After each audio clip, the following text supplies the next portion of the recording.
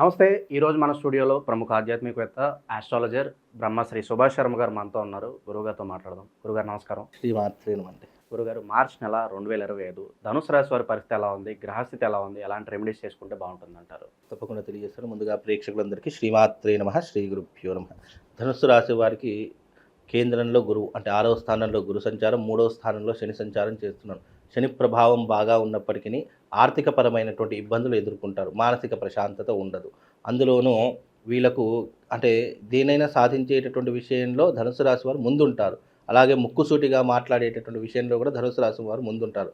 సత్ప్రవర్తన కలిగినటువంటి వారు అని చెప్పుకోవచ్చు. కానీ కొన్నిసార్లు వీళ్ళ జీవితం ఎలా ఉంటుంది అంటే, ఎవరో చెప్పిన మాటల వల్ల మోసపోవడము, లేదా ఎవరో చెప్పిన వాళ్ళ మాటల వల్ల వీళ్ళు పెట్టుబడులు పెట్టి మోసపోవడం, ఇలాంటివి ఎక్కువగా జరుగుతాయి.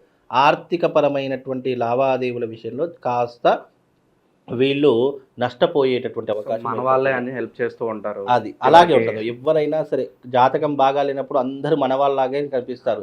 వాళ్ళే మోసం చేసి వెళ్ళిపోతారు. ఆ తర్వాత వాళ్ళు అదృష్టవంతులు అవుతారు, మనం దురదృష్టవంతులం అవుతాం. అలా ఉంటుంది. కనుక ధనుస్సు రాశి వారు డబ్బు విషయంలో చాలా జాగ్రత్తగా ఉండాలి. ఇచ్చిపుచ్చుకునేటటువంటి విషయంలో, లావాదేవీల విషయంలో ఎప్పుడైనా కూడా నిక్కచ్చిగా ఉండాలి. అది ఎవరైనా సరే, మనవాడైనా సరే, పరాయివాడైనా సరే, ఎవరైనా సరే ఎందుకంటే ఈ మధ్యకాలంలో మీరు ఎప్పుడైనా గుర్తుపెట్టుకోండి, మనిషికి గొడవలు వచ్చేది రెండు కారణాల వల్ల వస్తుంది. ఒకటి డబ్బు కారణం చేత, 2 కుటుంబ సమస్యల చేత. ఈ 2 కారణాల వల్లనే మనిషి ఎక్కువగా దూరం అయ్యేటటువంటి అవకాశం. మిగతా ఏ కారణాలున్నా కూడా తొందరగా మళ్ళీ కొంత సంవత్సరం దూరం అవుతాం, మళ్ళీ దగ్గర అయ్యేటటువంటి అవకాశం. కానీ ఈ 2 కారణాలు వచ్చాయి, కుటుంబ విభేదాలు, డబ్బు. ఈ 2 విభేదాలు వచ్చాయనుకోండి, మనిషి మళ్ళీ దగ్గరికి రావడం చాలా కష్టమైపోతుంది. కనుక మీ ధనుసు రాశి వారి కూడా జీవితంలో అలాగే ఉంటుంది. అయితే కుటుంబ సమస్యల వల్ల దూరం అవుతారు, లేదా డబ్బు అనేటటువంటి కారణం చేత దూరం అవుతారు. కాబట్టి అలాంటివి జరగకుండా చూసుకోండి. ఏదైనా కూడా ముక్కుసూటిగా ఉండేటటువంటి ప్రయత్నం చేసుకోండి. నిక్కచ్చిగా మాట్లాడేటటువంటి ప్రయత్నం చేసుకోండి. అనవసరంగా మంచితనానికి పోదాము, మనకు సన్మానం చేస్తారు, మనం ఎక్కడో ఉంటాము అనేటటువంటి ఊహాలోకంలో మాత్రం బతకండి. ఎందుకంటే ఇది కలియుగము. ప్రాక్టికల్గా ఆలోచిస్తేనే ఏదైనా కూడా జరుగుతుంది. కాబట్టి ధనుసు రాశి వారు ప్రాక్టికల్గా ఉండేటటువంటి ప్రయత్నం చేసుకోండి. గురుగారు, మరి ఆర్థిక స్థితిగతులు ఎలా ఉండబోతున్నాయి మరి ఈ మాసంలో కనుక ఆర్థిక స్థితిగతులు చెప్పారు కానీ, సిస్టమ స్థానంలో గురు సంచారం ప్రభావం చేత ఆర్థిక పరంగా కొంచెం దెబ్బతినేటటువంటి అవకాశం ఉంటుంది. డబ్బులు సహకరించకపోవడము, డబ్బులు అవసరానికి రాకపోవడం, ఇలాంటి కష్టాలు ఎదుర్కొంటారు.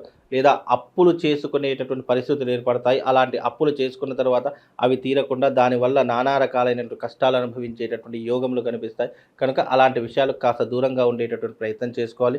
వీలైనంత వరకు ధనుస్సు రాశి వారు దైవారాధన చేసుకుంటూ పెద్దవాళ్ళ యొక్క సలహాలు, సూచనలు తప్పకుండా పాటించాలి. శుభకార్యాలు జరగడానికి ఏదైనా ఆస్కారం కనిపిస్తుందా గురుగారు?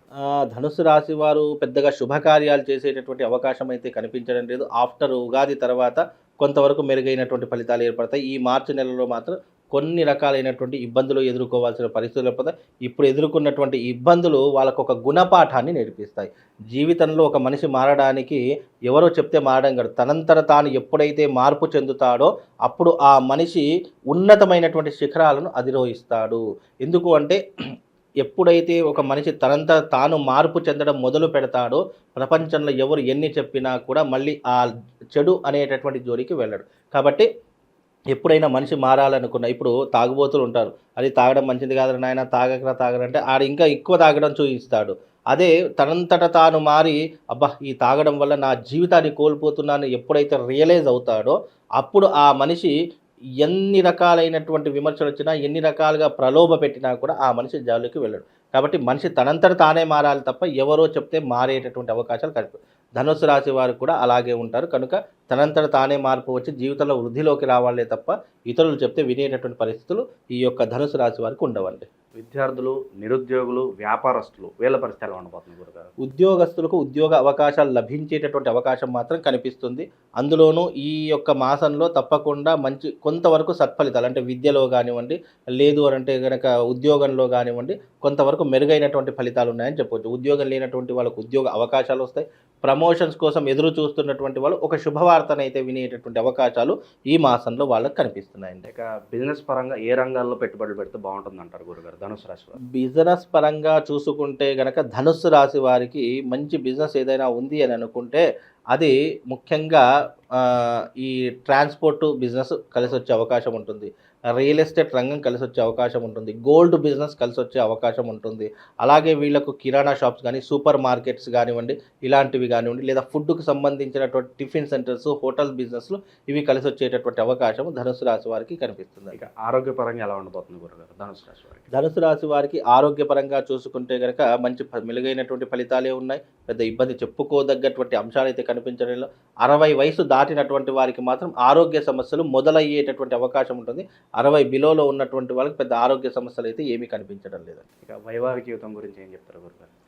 వైవాహిక జీవితంలో ధనుసు రాశి వారికి అదొకటే లోటండి. వైవాహిక జీవితం పెళ్ళిళ్ళు ఆలస్యం కావడం, లేదా సంతానం లేకపోవడము, లేదంటే పెళ్ళిళ్ళు అయిపోయాయి మానసిక ప్రశాంతత దూరం అయిపోవడము, కొంతమంది స్నేహితులకు బంధువులకు దూరంగా ఉండడము, ఇలాంటివి జరిగేటటువంటి అవకాశము వైవాహిక జీవితంలో ఏర్పడతాయి. అంటే ధనుసు రాశి వారు ఎట్లా అంటే భార్య చాటు భర్తలు అని చెప్పుకోవచ్చండి. కాబట్టి భయపడుతూ ఉంటారు. అంటే ఏదైనా భయము అనేటటువంటిది కాదు, కానీ ఏదైనా తప్పు చేస్తే ఎక్కడ దొరికిపోతామో అనేటటువంటి కొన్ని భయాలు ఉంటాయి. అవి చిన్న చిన్న తప్పులే, ఫ్రెండ్స్తో తిరగడము, చిన్న పార్టీలకు వెళ్ళడము, ఇలాంటివి చిన్న చిన్న విషయాలు ఉంటాయి కదా.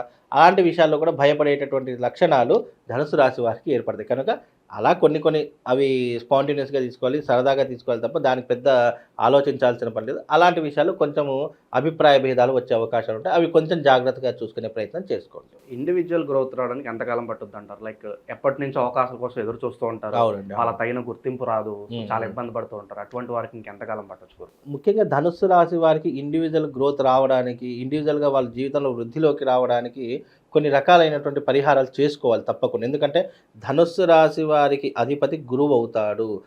ఈ గురువు అనేటటువంటి గ్రహానికి బహారస్పత్య తంత్రము శాస్త్రంలో చెప్పడం జరిగింది. ధనుస్సు రాశి వారు ఎవరైతే ఉన్నారో వాళ్ళకి రాష్ట్రాధిపతి గురువు అవుతాడు. గురువు జాతకంలో బాగా లేనప్పుడు వాళ్ళు తప్పకుండా భారస్పత్య తంత్రం అనేటటువంటి చేసుకోవడం ద్వారా ఫైనాన్షియల్ గ్రోత్ పెరుగుతుంది, జీవితంలో ఉన్నటువంటి ఇబ్బందులు తొలగిపోతాయి, ఆరోగ్య సమస్యలు తొలగిపోతాయి, కుటుంబ కలతలు తొలగిపోతాయి. ఈ 4 తొలగిపోవడానికి భారస్పత్య తంత్రము ధనుస్సు రాశి వారికి చాలా ఉపయోగపడుతుంది. అదొక్కటి చేసుకుంటే వీళ్ళకు ఉన్నటువంటి సమస్యలన్నీ క్లియర్ అయిపోతాయి. గురుగారు, ఇంకా దైవారాధన విషయంలో మరి ఎక్కువగా ఏ దేవుని ఆరాధించాలంటారు? ధనుస్సు రాశి వారు ముఖ్యంగా ఆరాధన చేసుకోవాలి అని అంటే కనుక దుర్గాదేవి యొక్క ఆరాధన చేసుకోవాలి. అమ్మవారి యొక్క ఆరాధన చేసుకుంటూ వాళ్ళ మెడలో తప్పకుండా కరంగలి మాలను ధరించుకోండి. కరంగలి మాల ధరించుకోవడం వల్ల నెగిటివ్ ఇంపాక్ట్ నుంచి దూరం అయిపోతారు. ఆరోగ్య సమస్యలు ఏవైనా ఉన్నా, కుటుంబ సమస్యలు ఏవైనా ఉన్నా కొంతవరకు మెరుగయ్యేటటువంటి ఫలితాలు ఏర్పడతాయి, కొంతవరకు ఉపశమనం కలిగేటటువంటి అవకాశం ఉంటుంది. కనుక ధనుసు రాశి వారు దుర్గాదేవి అమ్మవారిని ఆరాధన చేసుకుని మెడలో కరంగలి మాల మంత్రించి పూజించి వేసుకోండి, శుభం లాభం కలుగుతుందండి.